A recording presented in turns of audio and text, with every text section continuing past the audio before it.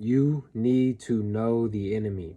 Y'all, in a boxing fight, you want to watch some footage, some film, and see your opponent. Study his movements, his favorite attacks, and try to develop a battle plan to go to war with this man, right? So you have your best chance of winning.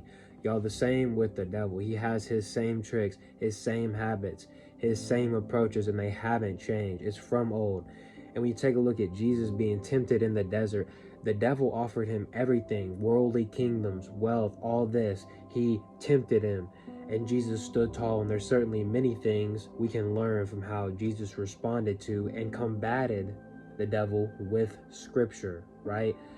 And so there's something we can take from that as well. But today's verse in regards to knowing the enemy that I want to address specifically is 2 Corinthians chapter 11, verse 14. And it says, "And no wonder, for Satan himself transforms himself into an angel of light." Y'all, there are many philosophies, religions, and certain movements, political movements, just all across the board, that are disguising themselves as light. For example, as Christians, we know that the Bible condemns homosexuality, and people are burning people at the stake if you misgender them or this or that, and they're like acting like they come in the form of light, that they're protecting truth and peace and all this, but we know that's absolute like baloney, right? And so the devil will try to tell you, let's pretend you're an alcoholic. He'll say, you've had a hard day, just get a drink, it'll make you feel good.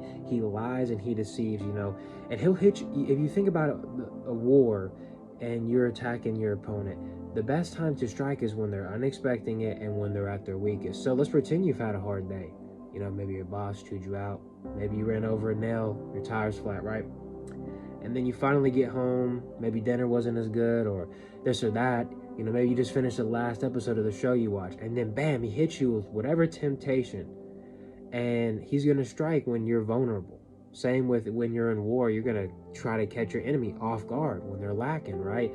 And so the devil will do that. And we all have our different temptations and vices that the devil knows and he uses against us. So combat that with scripture, with prayer, leaning on God. Understand the enemy and understand God and how he used his words and scripture to battle in the wilderness. Understand that God is our strength.